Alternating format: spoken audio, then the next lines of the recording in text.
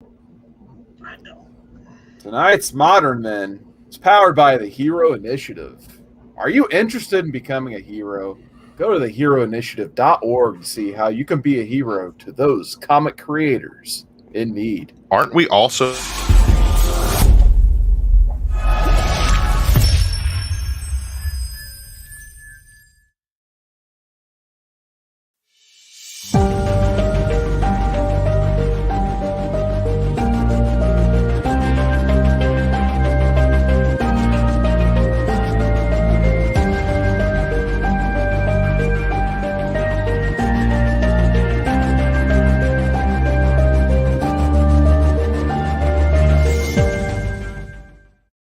Hey, how's it going, guys? Welcome back to Modern Men. Yeah, that's right. We haven't fell off the face of the earth just yet.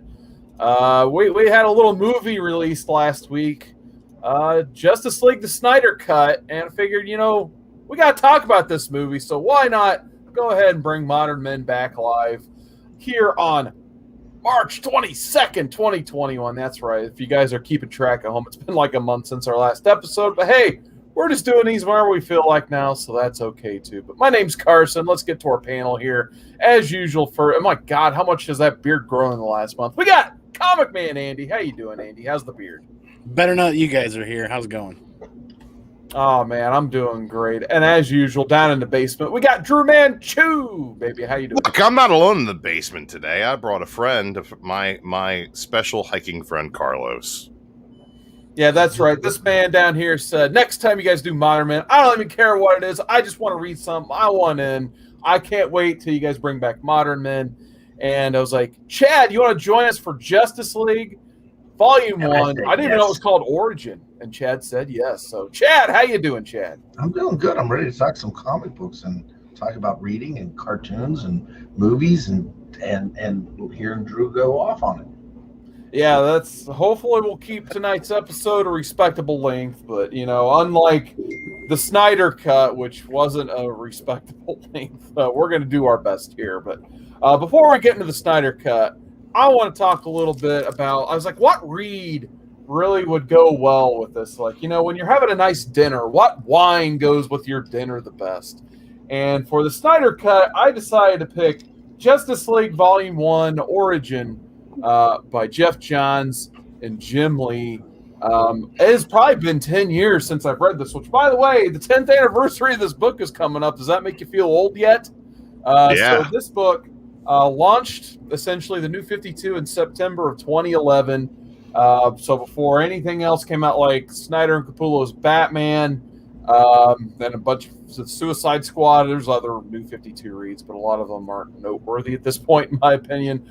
Swamp Thing and Animal Man. Read those books too. But anyway, Justice League by Geoff Johns and Jim Lee. They wanted to kick it off big and strong, so they got their two newly christened executives at DC, Geoff Johns and Jim Lee, to craft their own version of Justice League run. So they kind of wanted this, I think, to be like what X-Men Volume 2 was to the kickoff of the modern age, with Chris Claremont and Jim Lee doing that. So who better to get to do the art than Jim Lee, of course. So before I talk more about this, I do want to say hi to William Bird. What's going on, man? He says, watching it for us so we don't have to. Yeah, that is kind of one of the points of tonight's show, William Bird. Just in case someone out there wants to know if they need to go watch this thing or not. We'll see. And I was getting a little worried. I was waiting for this guy to hop in the chat. We got Chris Barrett. What's going on, man? Yeah, technically it's still a thing. And then we got Vincent McLean, the Comic Machine. What's going on, man? How you doing? But first, I got to call him Andy. We had a little mix-up in the reads we were supposed to do. So I was just like, I know Andy's going to love him. Some nice Jim Lee art. I know he'll at least enjoy this read. But right before the show, you're just like, man, that first issue is good, but the rest really sucked. I'm like, oh, what? Wonder why you hated the rest of the stuff. But you showed me the book you picked on Hoopla, and I don't blame you. I don't blame you at all, because it was deceiving advertising. But Andy, what the hell did you read this week? My library did me dirty. I went on to Hoopla after talking with Carson, a week ago, 2 weeks ago. I'm like, all right, yeah, I found it, man. Nice and easy. The cover is almost exactly the same, almost exactly the same, and it's called Justice League. And then down in the bottom right-hand corner, very small, and their greatest triumphs. I didn't notice it until we started talking about it just a little bit ago. It's a mishmash. It's a mashup of what somebody felt was their greatest battles, maybe, of the Justice League. First issue. I'm loving this Jim Lee art. Geoff Johns, this is pretty good. Let's see where this goes. Second issue. What happened? Where did we bounce off to? What's going on here? Third issue. Like, I'm reading issues from different decades. This isn't even flowing well. This is terrible. And lo and behold, I didn't even read the right book. Was the first issue at least right? Yes. The first issue was correct, yes. Which is fun, too. I mean, that was a fun issue. That's what we're going to talk about. Yeah, I was just curious as to what some of these. I'm curious to what the other battles were now. It's a bunch of shitty old Justice League comics. It was. There were no great triumphs, according to Andy. It's just nothing good happened. Here you go, Carson. Okay. Was there some Tornado's Path in there? Yes. Oh, yes. I hope so. It's like, no, you not again, you son of a bitch. All right. So yeah, that's definitely art from this arc. So Justice League, their greatest triumphs. Once again, never heard of this book, but that cover is definitely out of this run. So, and here is the actual read we were supposed to read. So very similar covers. It's the exact cover. Yep, that's exactly what I have in my hand.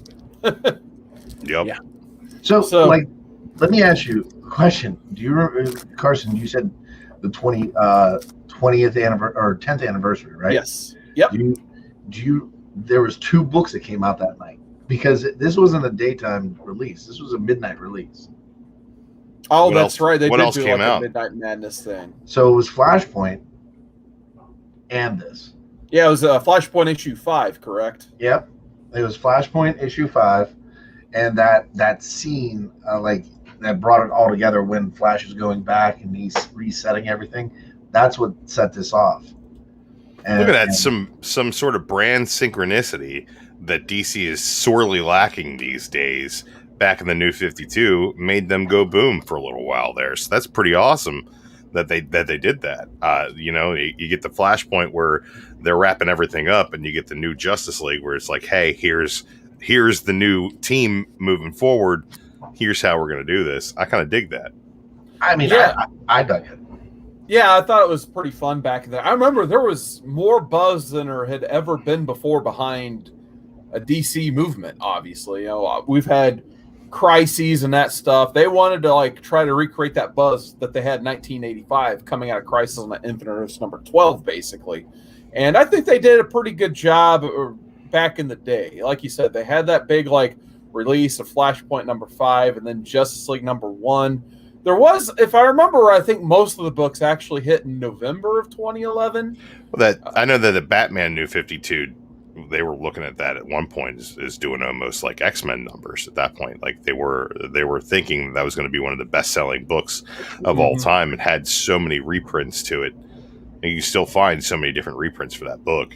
And it had a huge release upon release. So I mean, DC right now, at the time that this came out, they're in the driver's seat of comics industry right now. They are the hot kid on the block. Yeah, Marvel's still moving more units, but all the excitement is on what's going on with the New 52.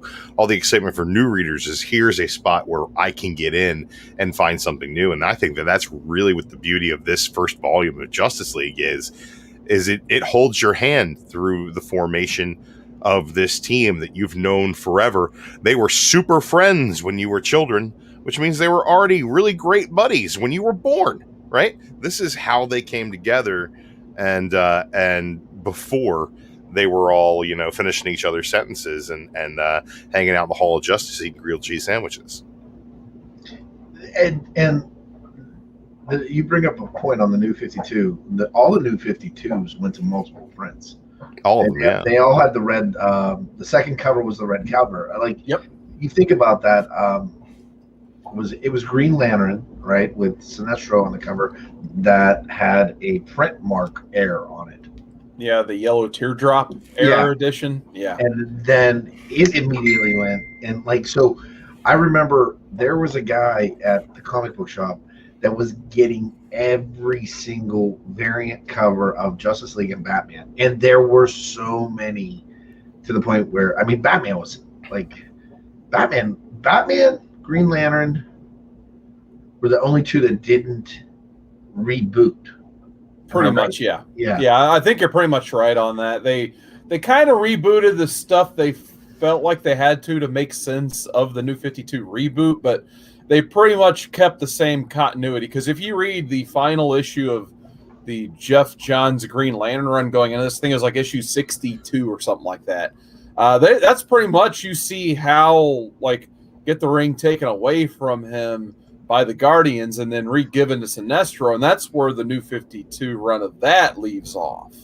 And then on the Batman side of things, they basically had Snyder was working on Detective Comics and Tony Daniels working on Batman, and for whatever reason, someone made a decision to flip-flop them, and then they put Snyder on Batman run to start that legendary run with Greg Capullo. And then Tony Daniel got to write and draw his own run. That's where Joker cuts his own face off, and then that goes into the Snyder stuff. So, yeah, they pretty much left whatever continuity they felt like was successful at the time. If they felt like it needed to be redone, it obviously went right back to the drawing board. Like I've said, many modern men past, I feel like those two books were good for it. Animal Man and Swamp Thing had great starts. The Superman family hurt bad, though, in my opinion, from the New 52. But enough about that. Let's just talk about this trade in itself. So, Justice League Origins. So, Andy, you did get a chance to read that first issue, at least. What did you think of the way they portrayed Batman and Green Lantern here? Because a lot of the voices do seem a little bit different than you would normally think of for these characters, in my opinion. Well, yeah, I don't have a lot of history with the characters, so I don't have a lot of preconceived notions or ideas of what and how things should be. I really like the quippiness, though. I really like the tit for tat, the back and forth that they had. I thought it was well written. Nice. What about you, Drew? If we're talking about the characters and their interactions, I think it's from somebody who's read a lot of Justice League, or like I said before, knew the Justice League from the cartoons or from the Super Friends. It's kind of odd seeing them come together for the first time. But I think that this story in and of itself is enough fluff that it's really easy to just kind of plow through it. And I think that he's right. The quippiness of the characters and how they interact with each other really lends to a really well-crafted first volume for a team book. I really dig it. Absolutely. Before I get to chat, I do want to say hi to a couple people in the chat. I did miss William Smallwood earlier. How's it going, man? And then Chris Bears talk about the death of Superman. We're going to get into that movie here in just a bit. We got Comments Misexplained. Says, pretty wild that the Flash slapped a hot dog on that poor woman's face for 10 minutes. She always has a subconscious fear of hot dogs from now on. More on that here in a little bit as well. She's going to hashtag Me Too coming up. We got the Great Legend Show. What's going on, man? And then, yeah, Chad, it's kind of funny you pointed out, like, the two continuity reboots that kind of didn't happen between Batman and Green Lantern, but the first two people you meet here who don't really know each other are Batman and Green Lantern. So what's your analysis of all this, Chad? Strong vibe of the X-Men 9, the Jim Lee X-Men run, like the first issue of that X-Men. But I mean, the way the story came together and how they put it together and quick as they did, and establish Batman's dominance right off the bat. Like when Green Lantern, is asking, do you have super strength, superpowers? And he says, no. And he goes, you're just and then all of a sudden he goes, you lost your concentration, and he's holding the ring. He goes, what's this do? It just shows like what Batman can bring to the table, and all the way up into the end where he takes off his mask and he goes, when Green Lantern asks, he says, who's Bruce Wayne? He goes, my parents were murdered. I'm fighting Gotham and blah, blah, blah, but I'm going to go save Superman. Just a normal person. Of everybody else, you have the Amazonian, you've got the Atlantis, Flash, you've got them all, even Cyborg at that point. But he's going to be the one that's going to go take lead. So I even like it from that point. Even when Aquaman jumps on and comes on, and first interaction he says right out the bat is, "Who's leading this team? I vote me." and that's what the New 52 did. They made Aquaman actually interesting. In the very first issue of Aquaman, when he's sitting there, he goes, "No, I don't talk to fish. I can't do this. I can't do that." And he actually made him pertinent at that point. So, they kind of made him into DC's Namor, because Namor was never a joke, but how always was the exact same freaking character that Aquaman was. But Aquaman was always a joke. I never understood that. I would say that Batman, cartoon, right? Yeah. But you're right about Batman. It's just he carried Geoff Johns definitely carries over that Morrison-esque Batman plus Absolutely. prep time is greater than everybody, and really leaned into that in a way that that has cemented that for a lot of readers, because they started their Justice League with this run right here. So they saw that Batman plus prep time greater than anybody else, Batman right off the bat. And right off the bat, see how I did that, gang? Legend would be proud. But I think that's a really great place to start these characters off, honestly. So I did have one question. It just has to do, like I said, with the voice of the characters earlier, just because they did seem just a bit different to me than what I've read previously, before New 52, obviously. But before I keep going, I do have to have a special thank you to Two Brothers Comics with a $3.99 super chat that's some reason came up red, matches their logo, which I think that's super cool as well. But now I have to fish this thing out. Hey, we're best friends. Let's do karate in the garage. And since there's two brothers, we're best friends. Let's do karate in the garage. Karate in the garage coming for both of you guys eventually. Once this pandemic calms down and everybody's vaccinated, I'm going on a garage to garage U.S. tour teaching karate to all my friends. Make sure to lock your garages, America. But anyway, big thanks. And of course, a shout out to Two Brothers Comics for the $3.99 super chat. Of course, that'll be going right to the Hero Initiative. So big thank you guys once again. But yeah, the question I was going to ask is, this did come out in 2011, and I'm sure this thing was written before a certain movie went to the box office and bombed. Did you guys hear a little bit of the movie Green Lantern written into this like I did in my head? Does this sound like they tried to write it more like Ryan Reynolds than the Geoff Johns Green Lantern prior to this? Drew, did you think anything of this at all, or am I just making all this up? I'm not a reader of the Geoff Johns Green Lantern, so I would not know, Carson. That is I have avoided that run like the plague. Well, you know what, Carson, that I can see where you get that, but I actually felt more Nathan Fillion. Yeah, just because of he did that. What was that? He did all the animated stuff around the Ryan Reynolds movie release. And he has that kind of snarky attitude too. But I can see absolutely where you're trying to get that like wisecracker on there. I mean, Barry, again, there's Justice League that we grew up with, then there's the Justice League, but there's two Justice League. Well, there's three. If you think about it, there's been 8 million Justice Leagues, Chad. But there's two Flashes. We grew up with Wally West. Wally, yeah. Flash. Yep. And Wally was always the smartass. I mean, he always had the quick whip. So you have Barry Allen, who is more stoic in that regards. So in this vein of this continuity, I think they went with I think they had to find that wisecracker, the jokester, and I think that's why they pawned it off on Green Lantern, because that movie had just come out. So I can see that.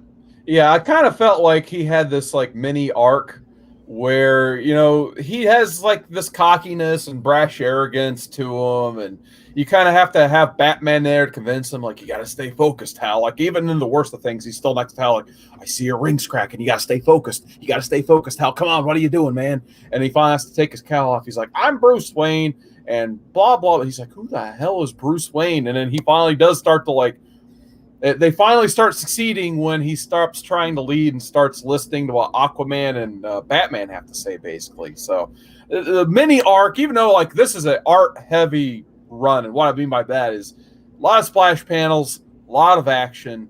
The story, you could almost condense this story down into 2 or 3 issues if you really had to, but that would be unfortunate to the Jim Lee stuff. But can I step in for one quick second here? Because you just mentioned something that I'm going to bring up when we get to the second half of this show and our film review. This isn't a movie, folks. This is cinema. And when he takes his cowl off and he says, "I'm Bruce Wayne," I cringe. He shouldn't play so fast and loose with the secret identity. I don't think that the Bruce Wayne that I know from any other piece of Batman fiction would play so fast and loose with the secret identity. I don't like it. Well, there was one instance. I feel like this was almost kind of like a throwback to the Justice League cartoon before it became Unlimited. And Chad knows what I'm talking about, where there was this time where like everybody was turned on the Justice League and they had to get like regroup and get back together. And they didn't quite trust each other because Shira / Hot Girl had all the Thanagarians were attacking Earth and blah, blah, blah. And all of a sudden they didn't trust each other for whatever reason. And that's where finally Batman just rips off the cow. He's like, Bruce Wayne, Diana Prince, Clark Kent, Wally West, that's who we all are. Get used to it. Trust each other. And I feel like it was almost kind of like one of those types. That had a build to it. Right, exactly. You're right. Like this here, and then what I'll talk about later. No build, not enough impact to the reveal. It's like, I'm Bruce Wayne. It's like, all right, first of all, he'd never do that during the first fight. Maybe not even during the second fight. Maybe like you'd have to fight with this dude for a year before he'd be like, all right, well, let me let you know my government name. And here's where you can, here's my number. Like beyond that, he'd be like, I'll call you. Right. Batman wouldn't let anybody get that close to him.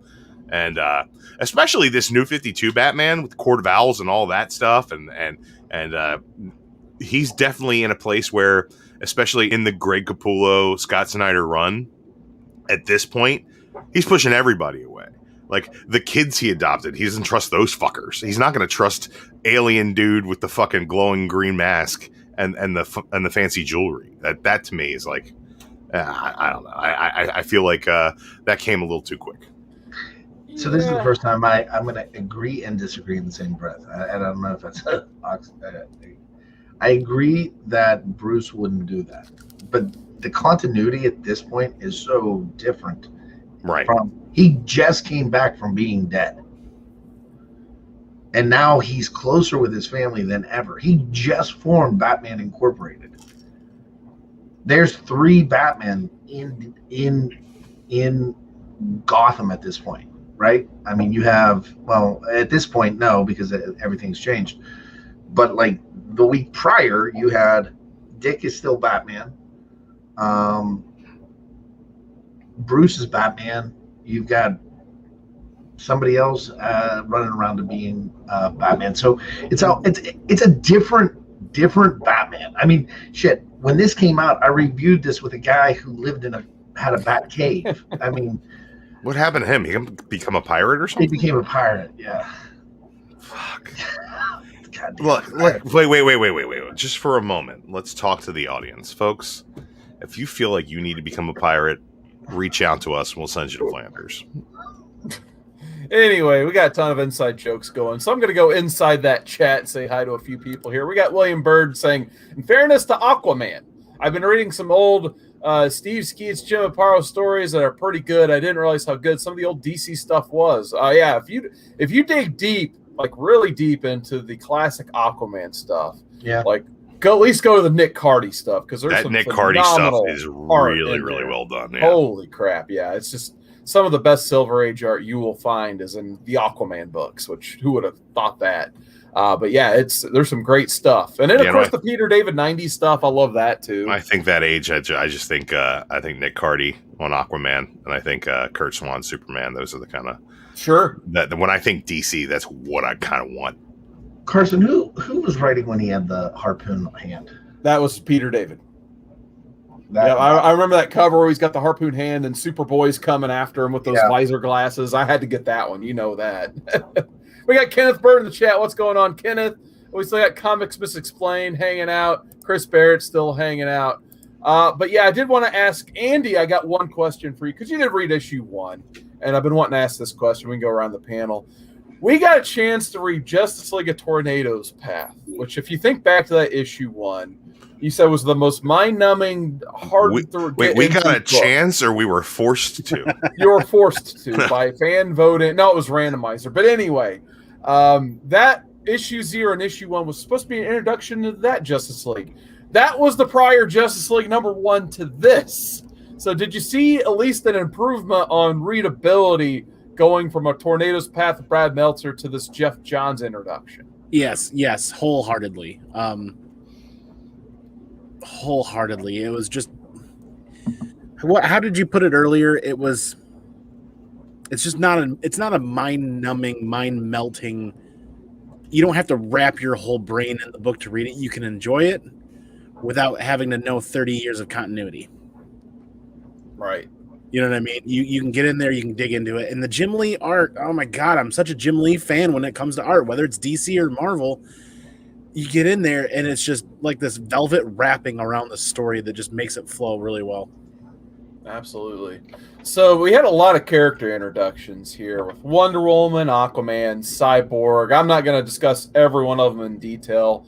But did you guys, I'll skip Andy because it was Green Lantern, Batman for you. But Drew, did you have a favorite, like kind of almost reintroduction of a character, whether it be any of those or Superman? Was there a character you like, or maybe one you disliked even? Yeah, I had a favorite character that was introduced in this book, and I feel like it's the one that we haven't talked about yet, and it's the most interesting character that's introduced in this book, and it's Darkseid.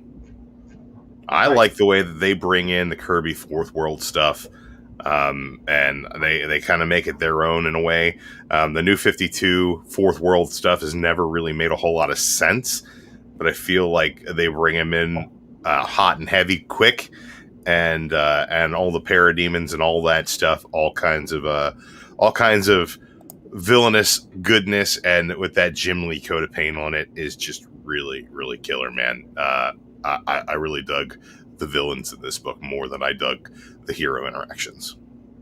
What about you, Chad? Did you have a favorite character introduction that you wanted to highlight? I would say Aquaman. Honestly, when he came back, it established. I mean, again, Aquaman was a joke at this point. So when it came back, it just turned him the direction that, like, almost like a Jason Momoa, right? But the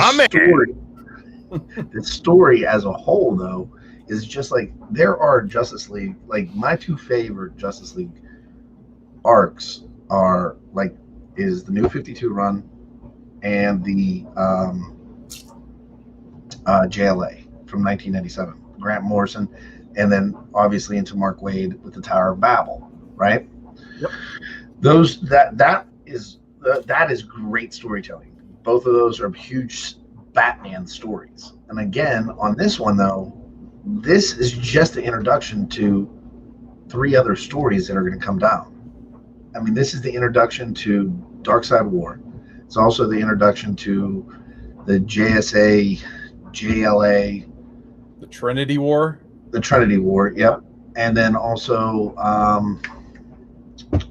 Villains Unleashed, right? Or was it one with the Villains United or whatever? Villains United with oh my God, what the hell was that group called? With Ultraman and all that? Oh yeah, that's right. The Crime Syndicate. Forever Evil. Forever Crime Evil. Syndicate Earth 3, yeah. Yeah. I forgot about that, yeah. Because and then you get the Shazam stuff too, as the next issue following this trade. And Shazam is actually issue 0. Right. Right. So, I think that the coolest thing about it is this is the closest we've gotten with DC in a long time for there to be like a long-term storytelling arc. And I think that when you look at a lot of the stuff that happens in the middle of this Justice League run, it's a lot of forgettable fluff. But the events that it ties into along the way are really great. And I think that when we finally get to Darkseid War, which takes place inside the pages of this run, it's kind of built in a way that like you saw Hickman do with Avengers and New Avengers leading into Secret Wars. It's a long-term storytelling that there's a lot of seeds for Darkseid War and those other events that are planted in this first round. And when you think of this Justice League, the way Justice League was designed was really, it's a standalone issue. If you're not reading Aquaman, this is a book that you're supposed to read that, hey, you know what? I'd like to pick up this character. And they don't have to you don't have to be reading their story to understand the Justice League. Right. And that's what I always liked about the Justice League. I mean, unfortunately, in Wade's run, he got stuck with Blue Superman for 2 issues, and then that went away. But we should talk about Blue Superman on a separate show. And then, we're reading Red and Blue next, folks. No, Red and Blue for July 4th. That's what we'll do. But that's what made Justice League always one of my favorite books. And like the X-Men, it's similar to X-Men, where X-Man, you had the X-Men, Uncanny, and the teams, and you could just keep that universe. But I don't think the Avengers were ever like that, were they? Yeah, I mean, they kind of always have been. The Justice League and the Avengers have really been parallel books over the years. Like, I mean, I would say Marvel has always been more hell-bent on making the events of their books all connected. Some editors way better at that than others. I would say that DC is kind of, you can pick up a DC team book and the individual heroes, and they really rarely ever does whatever's going on in Batman bleed over into Justice League. There was a couple issues where Batman was Gordon, that's super heavy stuff, and that did bleed over into Justice League, and that was kind of fun. Yeah, so we're already half hour, and I think it's time we need to give our final thoughts on Justice League Origins. So, Drew, I think I'll go ahead and start with you. Like, what are your final thoughts, and how do you score this thing? I'm going to go ahead and give it an 8.5. I think it's got a lot of room for improvement. I, for one, being a long-term fan, I'm kind of turned off by this whole new team getting to know each other business. I'd prefer to get a team that is already hit the ground running. But at the same time, I think this is a great way to introduce new readers to the book. And Geoff Johns, maybe not my favorite writer, but this story is kind of fluffy enough and popcorn enough in a Michael Bay sort of way that he doesn't really need to be that adept because you're throwing Jim Liard at people and their eyeballs are going to be confused with all that beauty. So 8.5, man, room for improvement, but I dig it. What about you, Chad? I'm gonna teeter between an 8 and a 9, and I'm gonna let Carson make the deciding factor. Where was Pandora? I think she was at the football game, if I remember right. So it's a 9, man. Didn't Dr. Manhattan blink her out of existence with one finger press? We don't have to talk about Pandora anymore. We're not talking about that yet. Here, I don't have to talk about Pandora anymore ever again. Look, there she is. Pandora. She made an appearance in every single first issue of the New 52. For those of you at home, above the bald guy's head. Right. Oh, God. There. Yeah. You know what's funny? I forgot to look for I just knew it was there, though. Like, I was thinking after I read this, like, oh, yeah, I forgot to look for Pandora. Oh, wait, I'm pretty sure she was at that football game. So, yeah, I remembered that for some reason. Yeah, so I'm gonna give it a 9 because I enjoyed it. And this was one of the New 52s. I read all the New 52, but this was the one that I read first to last issue. And the last issue ties in with the first issue of the book. So that's what I like to see. Nice. I think for me, I'm going to give it a solid 8.5. I guess that's not solid at all, but an 8.5, just like Drew did. I think you said it pretty well. There's some room for improvement here, but I just finally got a chance to really enjoy this book for what it was, because when I read it back in the day, I was like, oh, man, like, how are they going to wrap this continuity in? Because I was a big, huge fan of the Green Lantern stuff. I enjoyed well enough the Dick Grayson Batman stuff, but obviously that was going away. So I was really curious to see what they're going to do with some of my favorite characters. And like I said, I was really curious with the Superman stuff, and I felt let down back in the day. But now just reading it with, a fresh mind and fresh eyes, I guess, it's just, I can really see what they were going for here. I think they could have told the story in much shorter time than 6 issues. But once again, when you have Jim Lee on your book and you want him to draw all these nice splash panels and characters, you're going to give him more pages to work with, and it's probably just going to be splash panel and action. So I get it. But yeah, I think I'm just going to go solid. I keep calling it solid. I don't know why. 8.5. Because it's solid. It's not a liquid 8.5. Well, it's not a round number, though. But anyway. But it's still solid. Andy, I'm sure you'll read the whole thing. You just put your score on the comments whenever. You'll enjoy it, trust me. What'd you think of that first issue? I enjoyed it enough that I'm looking forward to reading the rest of it now that I've got the right book. Nice. All right. I do want to say hi to the chat. Then we're going to talk some Snyder Cut here. We had Comic Mag Musings join us in the chat. What is going on, man? How you doing tonight? And then Comics Was Explained says he heard Superman Blue and Red was good. Maybe one day I'll reread some of that. No, the new one just came out. It's a new black and white. Okay. But all the art is blue and red. And it's an anthology. I flipped through it and I said, come at me, DC, when you got something worth buying. And maybe it's he worth also reading. Said, "Where's Dr. Boy Hatton?" I hopefully that character will make his appearance one day, along with the guy that Drew likes to point fun at. And Drew's like, "But I'm going to keep talking." If Comics Explained wants me to yell at him for 45 more minutes about Doomsday Clock, we can do that some other show. I do have this queued up just in case.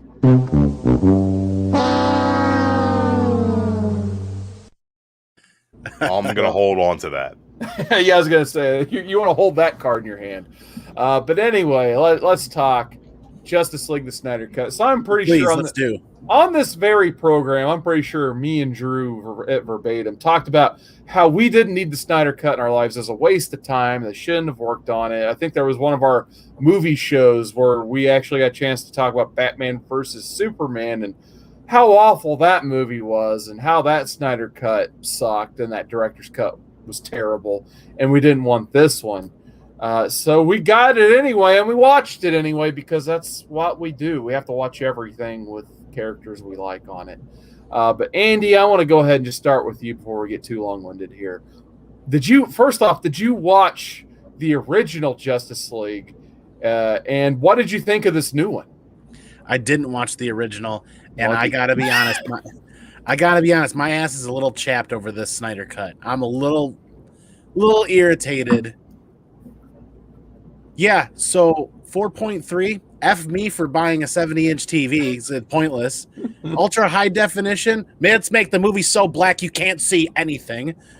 Dolby Atmos, my ass. Like the HBO can't get its codecs right, so the audio was terrible. I had to crank my system up to 80. Unheard of. Like I watch movies on 35 to 40. I had to crank it to 80 because HBO's codecs were so bad. Audio wasn't even done in real Dolby Atmos. It was fake Dolby Atmos. And then why present a movie in 4.3 or 4.3 if you're not going to even record it in IMAX? What? No. My ass is chapped about a lot of the decisions Snyder made for this movie. In the end, I actually enjoyed the movie, though. All right, I was getting ready to put this GIF up for you. I am. And it's the GIFs in 4x3. I am a little triggered that some of the decisions that he made. Yeah, he's the guy. He's the director. It's gonna be his vision. But like when you start the movie and I can't see a third of the screen because it's so dark, I have to turn off the dynamic range of my TV. I have to turn that off and ultra high definition, my ultra high definition TV. I have to undo that. So he literally crippled like the high end TVs on the market and most of the TVs that people are trying to watch really awesome movies on. So he crippled them. So you might as well just go out and buy a $500 or $600 flat screen TV and watch it on that instead of actually doing like a theater. I could have watched it here on my computer screen and would have been able to see it better. All right. Well, before we get to Drew, I'm sure he's got tons to say. I want to get to Chad first. Chad, what did you think of all of this? All right. Compared to the original, completely different movie. The tone set better. As a film, it finishes the trilogy that he has in store. Do I think? Well, I'm getting feedback. I'm sorry. I think your feedback right now on the Justice League movie. No, well, I was hearing myself. The one thing I think the fans got it. They showed it as a platform to introduce HBO Max. It's done. It's over, and now it's time for the Flash to reboot this entire cinematic universe. As a whole, as a trilogy, it plays very, very well. Is it long? Yeah, it's an hour too long. Do I think that they could have done without the whole dream scene and Jared Leto and putting him in there? Yeah, I think that's ridiculous. But I think that all is going to play into the Flash.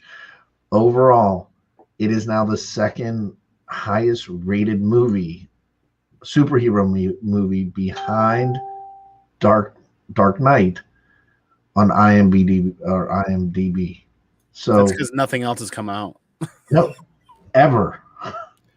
We can discuss why that happens to be the case, and the same people who are touting that are the people who said, well, you can't trust those sites in the first place. So, look, what are we going to get a David Ayers cut? No, even the president went. Yeah, we probably will. No, she went out on the record today and says, well, okay. These are the same people who told us that the Snyder Cut didn't exist and we were never going to get it. I don't think she was in that position. Here, the thing is, AT&T pushed the Snyder Cut. WB didn't want to do it. AT&T paid for it. The parent company paid for it for the HBO Max, like basically advertising. That's why they did it. They gave the fans something that they wanted and said, hey, you want to come see it? Here's where you come see it. That is why they did this. But all right, first, what do I think about the Snyder Cut? It is bloated. It is self-indulgent. It is a masturbation project that the watching experience can only be described as arduous. That said, it is infinitely better than the theatrical cut. Infinitely better. There are parts of the theatrical cut that are infinitely better than this movie, i.e. the first 15 minutes of the theatrical cut versus the first hour of the Snyder Cut. The majority of the things that you look at the Snyder Cut and say, these things were cut to make this a 2-hour movie. Yeah, those are the fucking things I would have cut. I would have cut them. Oh, extra Flash scenes? Guess what? They're shit. I would have cut them. Cyborg? Guess what? That guy can't act. I would have cut him. I would have cut it all out. Cut it all out. Cut it. See ya. Let it fly. I disagree with that. You can disagree all you want. You're wrong, Chad. Ray Fisher can't act his way on a wet fucking paper bag. I think half the scenes he's like, yeah, I'm streetwise. The other half the scenes he's like, oh, I'm a fucking robot. Which one is he? Which one is he? The best part of the new release. That's Carson, look. The fact that his story's actually told, sure. The actor who played the role, I'm sorry, the guy can't cut it. He sucks. It's terrible. I can understand why it got cut immediately. And now I know why he says that he got touched by fucking Joss Whedon. It's because he cut him out of the movie. He took his opportunity to be a star and threw it out the window. He's like, I was abused. No, you weren't. You sucked and they cut you out of a movie. It happens all the time. Now, look, all the Lois Lane stuff that they added back in with her walking in the rain, handing the cop a cup of coffee 6 fucking times while it plays in slow motion. So it takes 40 goddamn minutes instead of the 2 that it could have took. All that shit. All Aquaman looking like a goddamn Drakkar Noir commercial in the blowing breeze and the fucking bitches singing. I'm sorry. Pardon my language.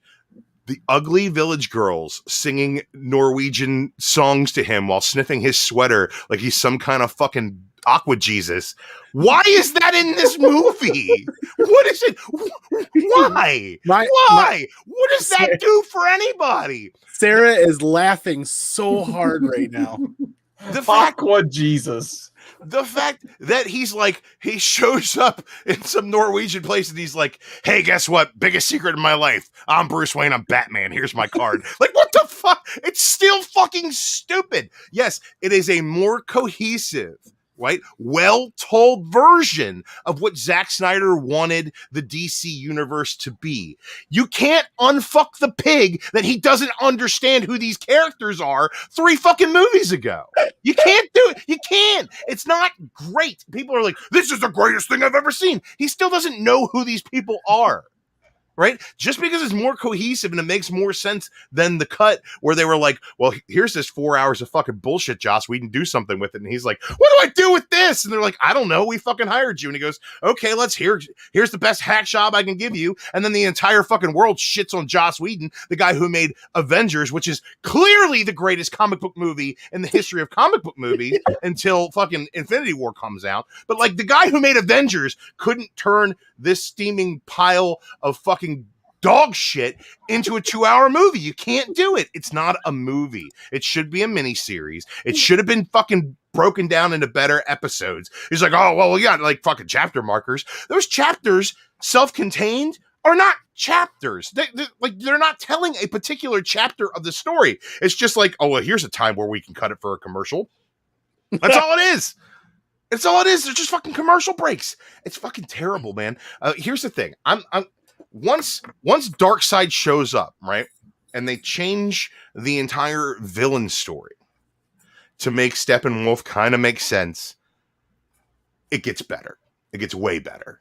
And you can tell that's where they put their money. But like every other piece of fan service that gets shoehorned into this fucker is shoehorned into this fucker to the point where he's like, fucking Stanwyck shows up and he's like, I want to help in the future because I was too busy playing with my dick while Darkseid was coming to Earth, but I go by a lot of names. Like, well, how about you give me one of them? One of them's Martian Manhunter. It's the dumbest shit I've ever seen in my life.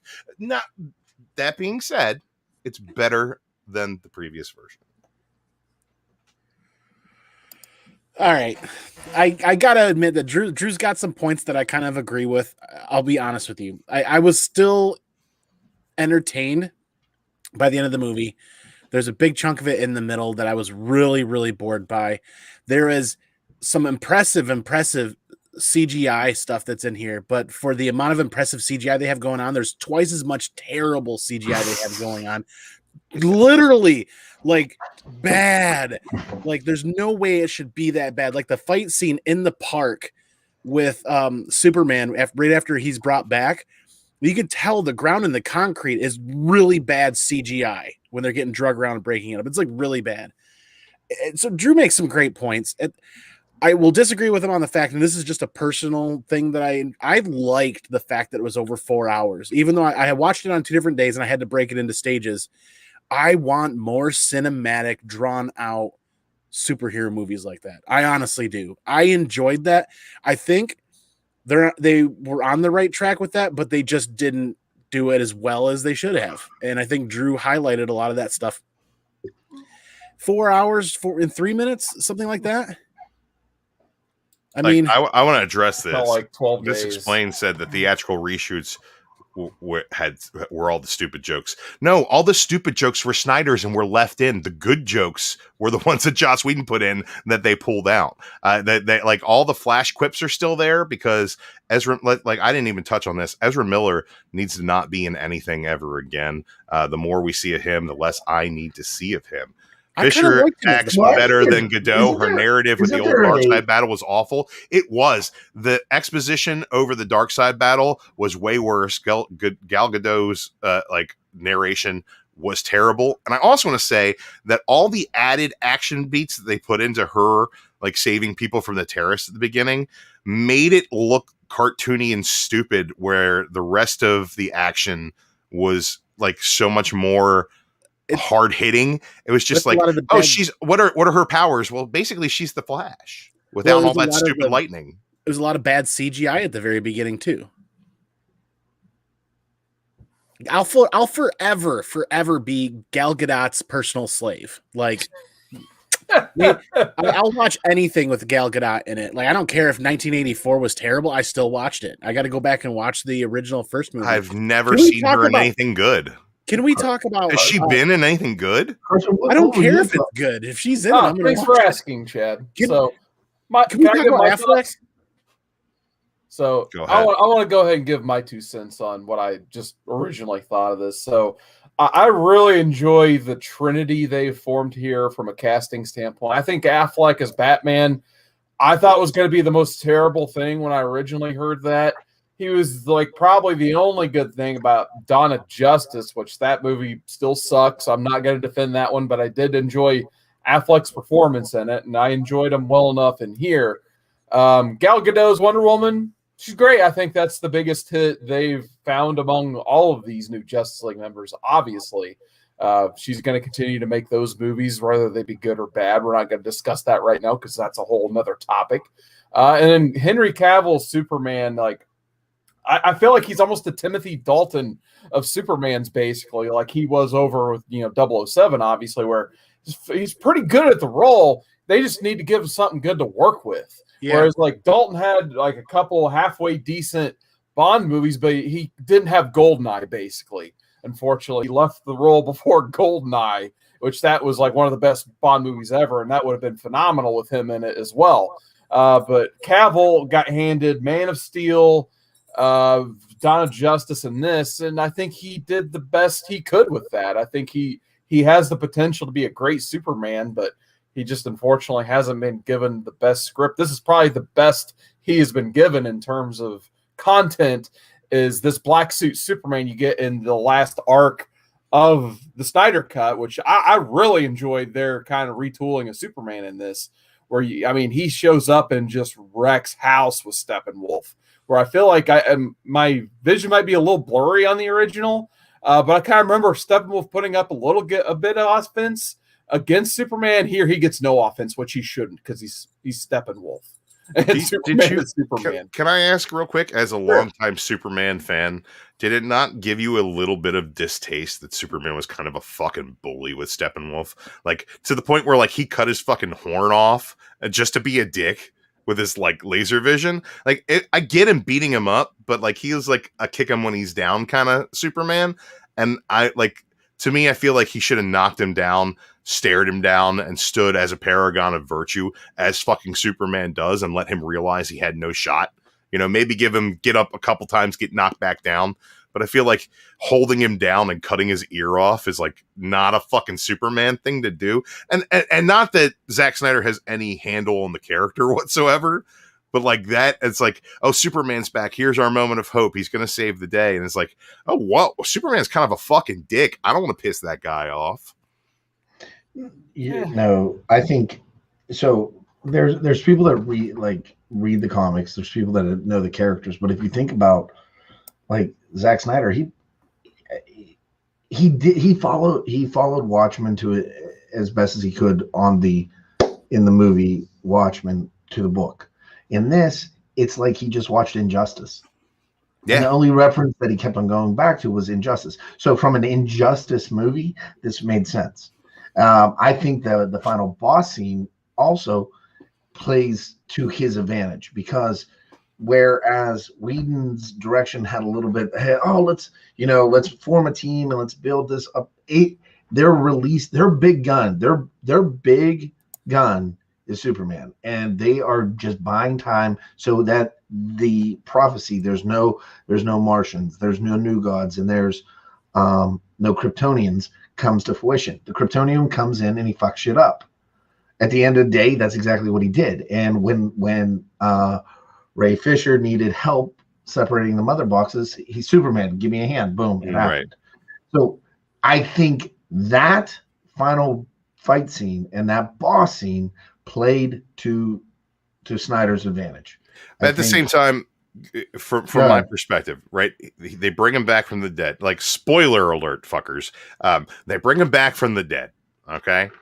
And he's angry. I don't know what's going on. Like, kind of blank-minded, superpowered Kryptonian who senses that everybody around him is a threat. So he fights back, right? Then Lois takes him, and they have their heart-to-heart, and he goes to Smallville and stands in a field of a house that he no longer owns, and they go in there, and somehow his father's shirts are still there. for some fucking reason. And he learns that he's Superman, and he gets his memory back, and he comes back to center, and he knows that he loves his mother, and he knows that he loves Lois, and he knows that he loves humanity and Earth, and he's going to do what it takes to protect them, and he has to find out what he can do to protect them, right? Only for him to show up in all that character moment that happened on that farm where he finds his center again is absolutely wasted when he's just a bloodthirsty maniac the second he sees Steppenwolf. Like, to me, it just doesn't make any narrative sense that he would still be a fucking dick. And I get that they're setting up for this like nightmare universe, and I'll talk a little bit more about how this movie's broken down and how everything from the moment where we see the portal close is just, that's the end of the movie. You can stop watching. When it says epilogue, just turn the fucker off. But I get that he's trying to build for something that's never going to fucking come. Well, maybe it will. I don't know, never say never, as CM Punk would say.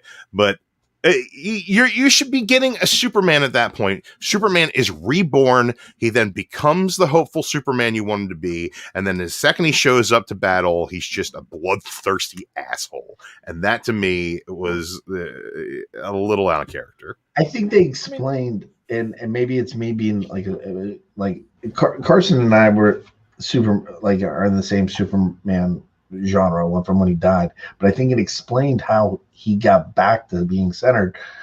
Was he remembered her a little bit. He went to the place that he loved, but the entire time, what's healing him? And they show that, they play that out. Son, he's out in the field, he gets healed, and now they need him. What's he do? He flies up and he charges his battery, and then he goes and talks to Alfred. I think also, in any cinematic movie, there's going to be cuts. I think there is a longer conversation that takes place between. Look, the reason that they came out and they called this movie Zack Snyder's Justice League on the marquee and not the Snyder Cut is because the one thing Snyder didn't do was cut a goddamn thing. This thing is 4 hours long. Most of it is just like him going, yeah, look at that slow-mo. Yeah, look at that slow-mo. It's fucking bloated, dude. There's so much in this movie that could be cut that if there was that conversation, if he filmed it, it would be in this fucking movie. So I liked Henry Cavill as Superman. I did. Honestly, Carson, this is the first experience I've had with him as Superman. Yeah. I had reservations going into this about how that was going to work. I actually enjoyed him as Superman. And to your guys' points previously, and I get it. Like, I'm not saying it's like he's not portrayed the best here. Like the whole Steppenwolf thing, losing a horn. You can take it or leave it if you want, but the memories he got back were also the memories from Man of Steel. This is the same Superman that was raised more alien than human, and his human father was crazy Kevin Costner, who threw himself into a tornado, and he ended up killing Zod. And yeah, I mean, it's like I said, that wasn't the best movie either. So that's his background. So I get why he's acting the way he is here. But going back, enough about Superman. I want to talk about some of the other characters, my perspective of them. I still just don't care about Aquaman. I get why they cast, I don't remember the actor's name. Jason Momoa, yes. I get why they cast Momoa. They did something different. That's cool. They made Aqua Jesus. I love that new term. People can love that character. That's great. Aquaman's never been like my cup of tea, basically. So that's cool. They tried something different. If they're going to radically change a character, it probably should be Aquaman here. I still hate Ezra Miller's The Flash. I'm sorry. I think that was the biggest weakness for the Snyder Cut, is adding so much more Ezra Miller that when you saw how much didn't get cut from Affleck's Batman and Gal Gadot's Wonder Woman, then I start to really feel like it's just the new people show. Yes, Drew, go ahead. Why do you cast a guy with the power to run faster than anybody else who can't convincingly run? He does. What? Like, who runs like this? Speed skater. The Flash does in the comic books. What? No, he's more up and down. His arms go like out to the sides, like, and he's like floppy. It looks like spaghetti. I actually liked Ezra Miller in this movie. I think there are some with a He better, had blonde hair. That bothered the fuck out of me. He didn't have blonde hair. with a better director. I think Ezra Miller would have come off a lot better. With a better script and a better fucking actor, he probably would have too.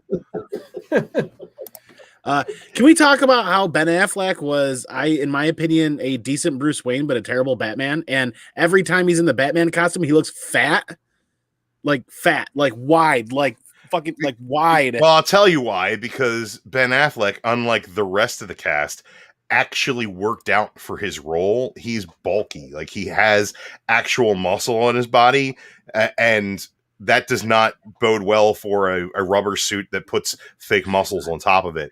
He looks like he's got fat neck the entire time.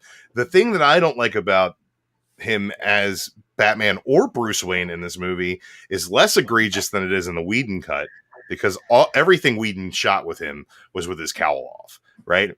So that there's less of that in this movie, but there's still way too much of like Alfred holding his cowl standing next to him. Like, what the fuck? Like, he's also been Batman for 20 years. They even make a reference. He's been. What makes you think it's him? He's been saving Gotham for 20 years. This is, at this point in his career, he is the Dark Knight. Like, this is the Dark Knight Batman. Yeah, but he still like brings Joker along in his nightmare sequence and doesn't kill him. And that they never they never interacted. Yeah, I guess before we talk about that, I do want to say it was kind of cool that like they involved Joker, because that truly made it Bruce Wayne's worst nightmare. Which I thought was cool, but we'll talk about that in a little bit. Actually, I want to say hi to some people in the chat, because it's been a little bit and there's been a lot of people hopping in here. We had Gore Vidal. What's going on, man? He dropped some highly recommended reads for Darkseid. JLA 183 through 185 by Jerry Conway and George Perez. Who? And worth reading, along with the Great Darkness saga and the Legion of Superheroes, of course. Still got Comic Space Explained, but dropping a lot of hilarious stuff in the chat, talk about how much he hates Flash. We still got William Bird in there. Snyder Sensibilities is great for Watchmen, but not heroes we're supposed to look up or root for. I do have one note right after I get done with the chat about the Watchmen comparison. We got Chaos and Comics. What is going on, man? He says he liked Man of Steel, Kaiju Destruction, and murders Superman. Gore Vidal once again saying Alan Moore's Miracle Man.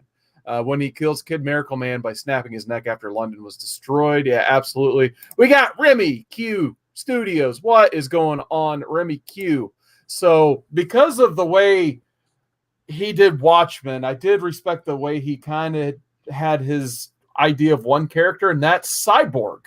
We got more of that Cyborg stuff in this cut, much more obviously than the Whedon cut. Where you can, like I said, there's my biggest takeaway. I'm sorry, I'm going to leave because this was a yes, please movie. Leave. Go ahead. So my biggest takeaway from all of this is I can see why Ray Fisher was PO'd at Joss Whedon, because if Whedon was the one who, influenced everybody to cut that rollout, like basically Cyborg had nothing in the Whedon cut, and here, like they gave you all the Cyborg they could, basically, to the like. I understand Ray Fisher, probably not the greatest actor. This is literally like his first role, so I just think it is what it is. But they really portrayed him early on, in my opinion, kind of like Dr. Manhattan, this guy who got in a lab accident, basically, or something bad happened to him in a lab, and he's just emotionless and stoic.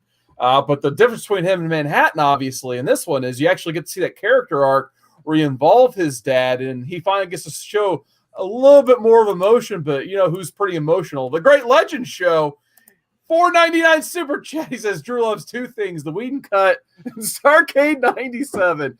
Wait for it. It's Sting, Surfer Sting for Drew. Let me get the gimmick out for the Great Legend. We're best friends. Let's do karate in the garage. So big thanks, Ledge. $4.99 going right to the Hero Initiative. But Chad, what were you going to say? Did you, after reading the Justice League, did you get that vibe, the same Cyborg vibe from him? A little bit, yeah. I think there's a lot of heavy influence from this run we just read for the Snyder stuff for sure. And if you want, and I'm telling you, I know they had to have given him just New 52 Justice League #1, and then they gave him Injustice too, and he read those books because when you watch, I mean, when you read Injustice, it's the same it's the same Cyborg. I mean, like he's when on the other universe, he's like just basically a robot. You know, he's more robot than human. Exactly. So yeah. And it's kind of Diana in the movie that tries to help bring out that human side a little. But they even do take that panel from issue 1 where they look at his dad's seat at the football stadium. Of course, it's empty. It's always empty. So they definitely swiped that from this 2011 run for sure. Cyborg should be eating pizzas, firing vegan meatballs into the mouth of Beast Boy, and screaming "Booyah" and being fucking fun. All right. Here's the thing about Cyborg: if he's not doing that, he's either like super fucking robot, terrible actor kid in Zack Snyder's Justice League, or he's that weird guy I don't know with Marv Wolfman writing him, who used to draw him like he was like gay RoboCop with like all cyborg, but his upper thighs exposed over his knee-high boots. Like what the fuck? Cyborg sucks, and he sucks in this movie. He's not good, and he got cut out of the movie because it's not good. They were like, well, where can we lose 40 minutes? And Whedon looked and was like, this kid Fisher can't act. Let's cut that shit. And it was the right decision. There were a lot of wrong decisions he made cutting this movie down, cutting that Cyborg stuff out. That was the right decision, man. That's why I'm going to land on it. So, hey, Carson, I'm going to ask you a question. You said you liked Ben Affleck, Gal Gadot, and Henry Cavill. Yeah. All right. So now, who? This is. I'll ask you first, and then I'll go to Andy, and then Drew. Who is, in your opinion, from a theatrical standpoint, is the best Superman, Batman, and Wonder Woman? The best Superman. I mean. You kind of, I mean, personally, I probably have to go Christopher Reeve just because, like, they redid everything around Superman based on Christopher Reeve's performance for the longest time. Like, there's still, like, artists out there, for instance, you know, one of Drew's favorites, Gary Frank. When Gary Frank draws Superman, Wiggles makes scribbles. He draws them just like Christopher Reeve, which, you know, also shout out to Brandon Routh. Like, oh my God, like, they gave him the job. It's like, go be Christopher Reeve, and he did his damnedest to emulate Christopher Reeve verbatim. So respect to him as well. But I would say Superman, Reeve, Batman. I think at the end of the day, I'm gonna kind of have to say Christian Bale, even though he was a really. I wish I could say Christian Bale, Batman, and Michael Keaton, Bruce Wayne, but I'm just gonna go Christian Bale because I just enjoyed his movies overall more. I'm not gonna sugarcoat that. But yeah, he was a crappy Bruce Wayne, but I loved him as Batman. I'm a mark for the gravelly voice. I still love that shit too. And then, you know, kind of Gal Gadot by default as Wonder Woman. I just think, you know, I love me some 70s Wonder Woman, but I think that kind of just belongs in the 70s, to be honest. Cool. How about you, Andy?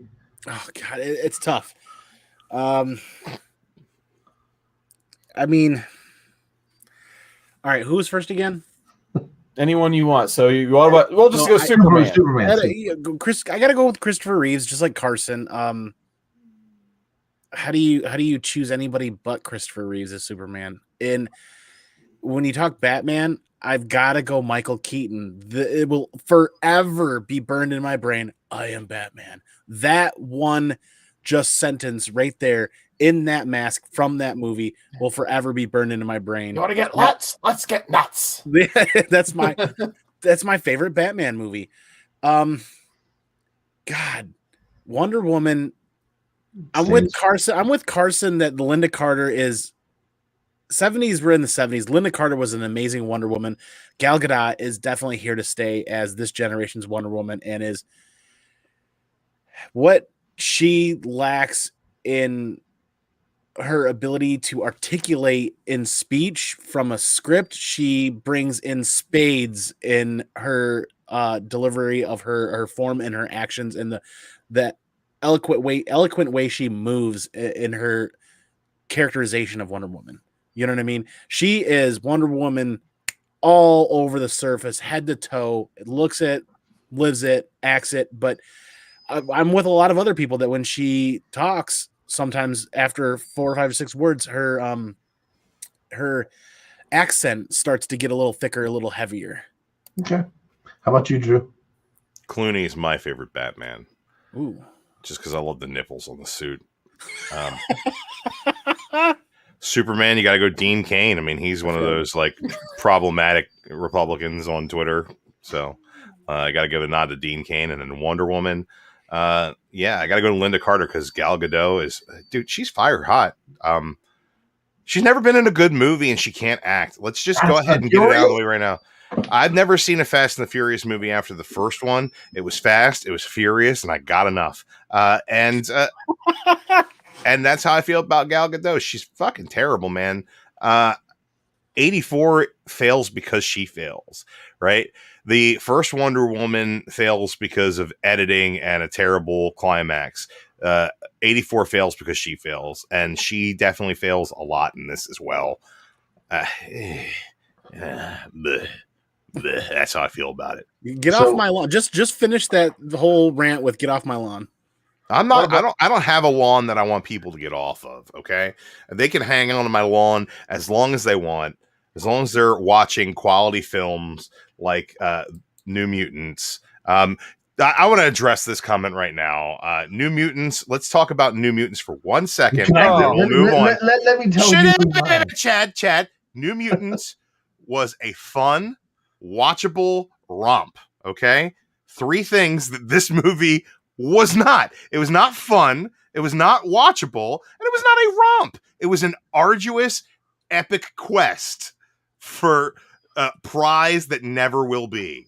It's like playing a Legend of Zelda game and having the last level be the worst fucking level of a video game you've ever played. That's what it is. What about you, Chad? What are your picks here? I'm gonna say Gal Gadot. I'm gonna say the Affleck, and I'm gonna go with Tyler Holcomb. Oh, okay. New Supermans. He's doing a great job so far. Phenomenal. So that's who I'm gonna. That's my picks. What now? Let me add a follow up to this. Like, who do you pick as Alfred? Because Jeremy Irons in this was phenomenal, in my opinion. I could watch I think that's my biggest regret of all of this. Like, I still kind of want that Batman movie because you get J.K. Simmons as Gordon, which I'm sure he does phenomenal at anything. And he then was you better get in the Jeremy 2 scenes Irons. he got in this movie for sure. Yeah, he got that extra scene, and it was a great extra scene. I had Crispus Allen in it. That was fun, right?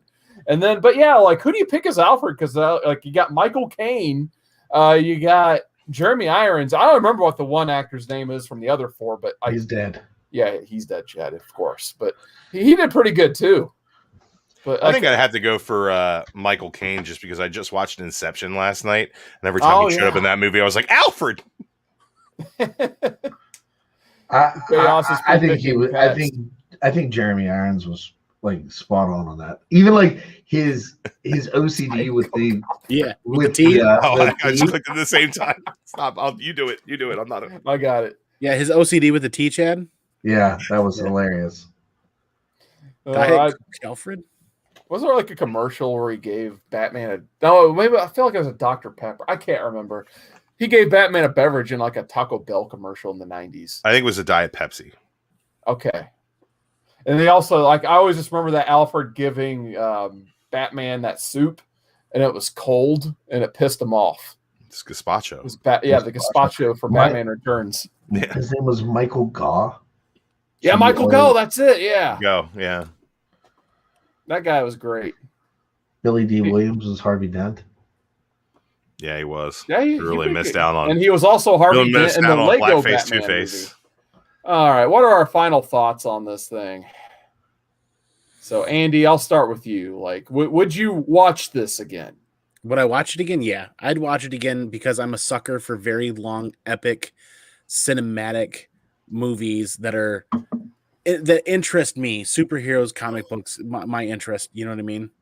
What? No, I'm just reading the chat. Sorry, I just saw the only good Alfred is a 10 Alfred. Whoa.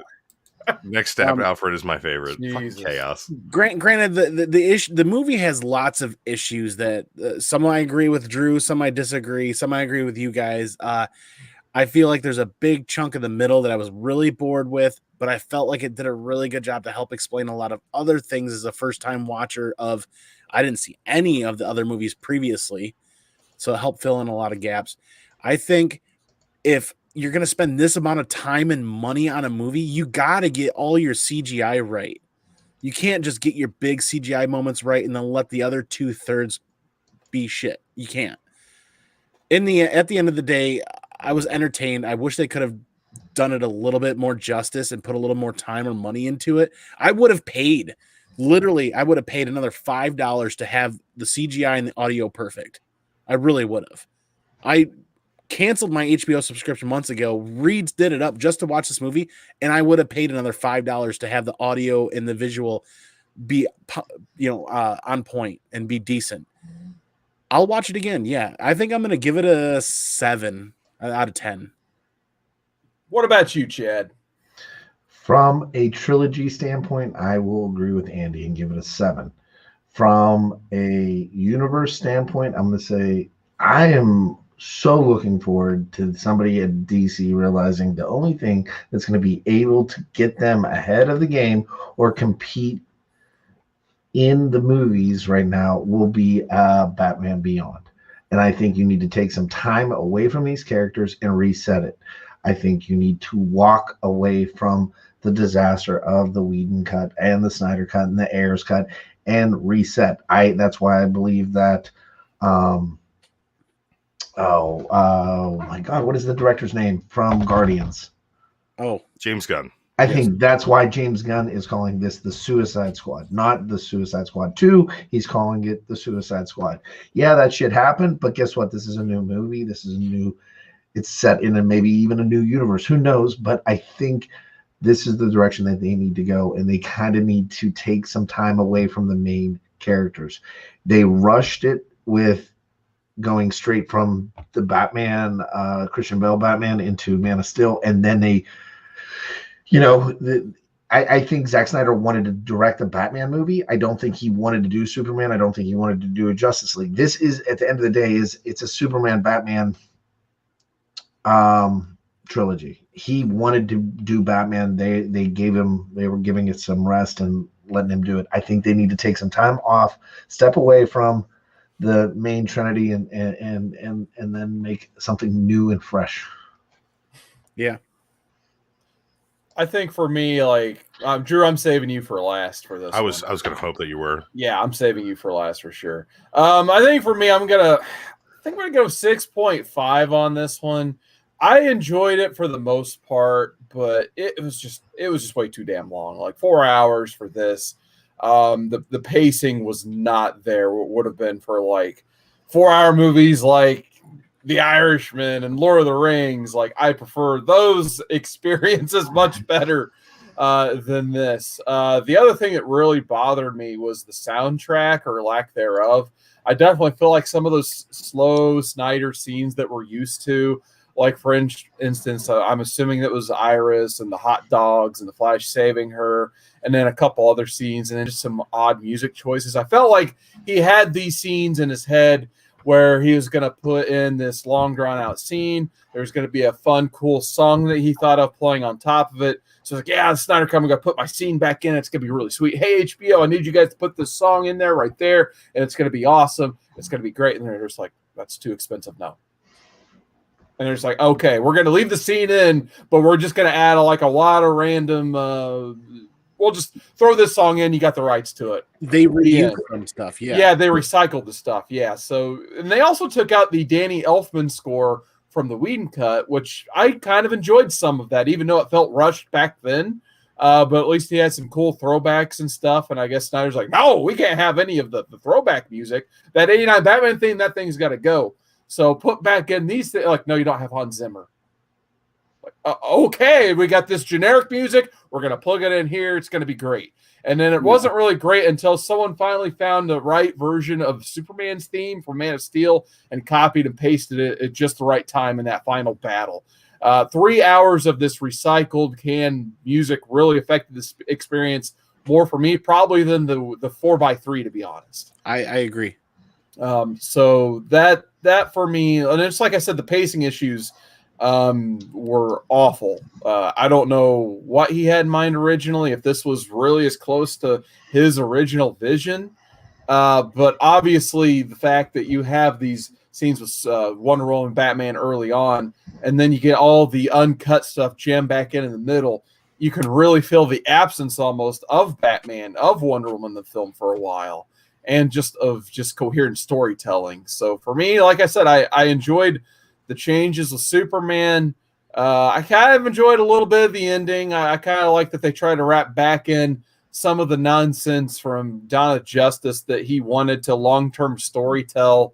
But at the end of the day, yeah, I'm definitely not watching this again anytime soon. So Drew, the floor is yours. Give us one more overall review of this whole thing. The Jack Palance. Yes. Hey, what Legend? Where's Ledge? Where's Ledge? Some people, when they get their vaccines, they have side effects. Somehow Legend turned into Jack Palance. It's but true. Anyway. Look, you've been waiting, folks. You've been waiting for, 4 years now for the Snyder Cut. I thought he was going to say my review. Well, people knew this was coming.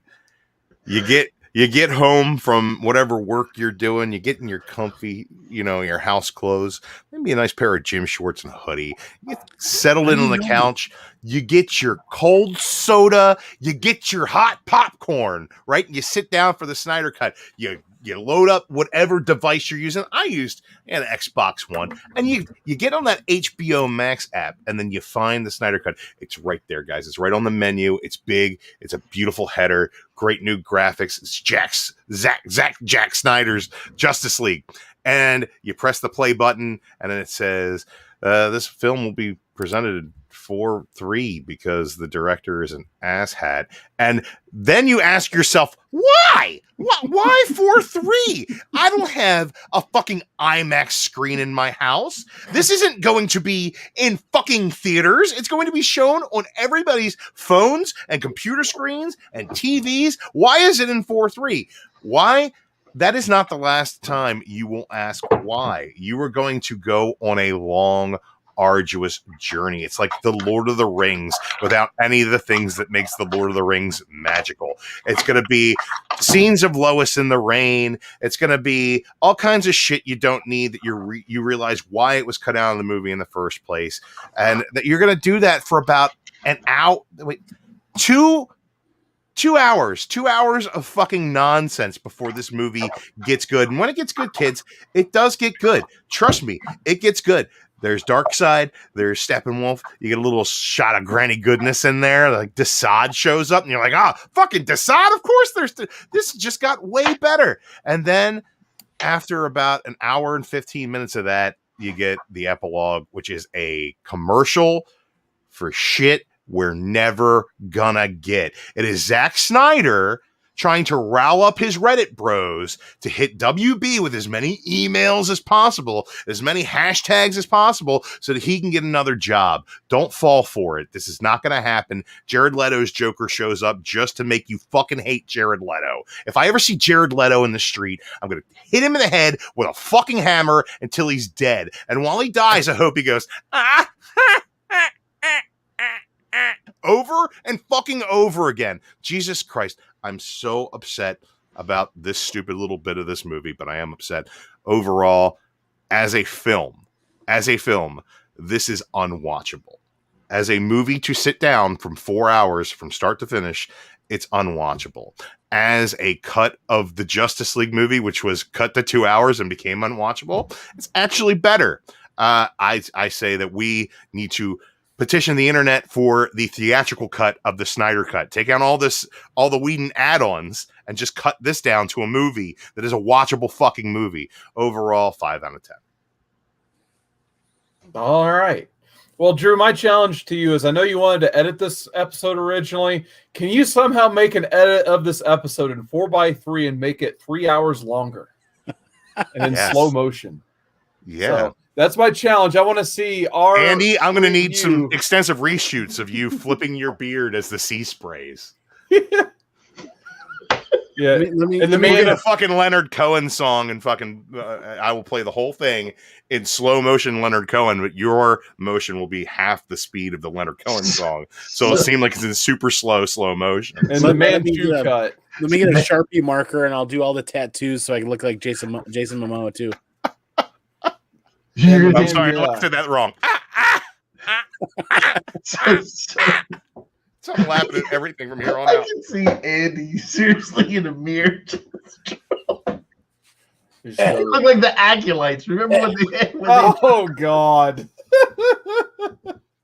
my man, ComicManAndy. Andy, where can people find you? You guys can find me here on Modern Men, the greatest comic review show ever. And you guys can find me occasionally on Wednesday, the greatest comic book show ever. Case in point. You guys can find me on my own channel once here in a little bit. And find me on IG at ComicManAndy there too, where I'm sharing my hauls every week. What about you, Drew? Where can people find DruManchu? Find me back here eventually whenever we do this again. I know. Beyond that, I got a job. Well, isn't there something going on this Saturday, maybe? Oh, shit. Yeah, I got a job. That's to promote this sale that we're doing this Saturday, Carson. We're going to do a claim sale again, gang. It's going to be great. I got I might do some giveaways. Let's look at that throughout the week. I think I got a couple things around here that I can throw in for some purchasers. But yeah, I got a big old box. Like I think probably the number one thing I'm going to be doing is I got a big old box of number ones, a whole short box and a half of number ones that I'm going to be letting go for $1 a piece. Well, you won't find Chad there, but where can you find Chad otherwise? If we do a Friday show, I show up there. I won't be on Saturday because Carson's got a bunch of cool books, and I don't send anything to anybody, so I'm not going to be on that. Tomorrow night, check out Golden Guys. I guess apparently JD found some cool shit.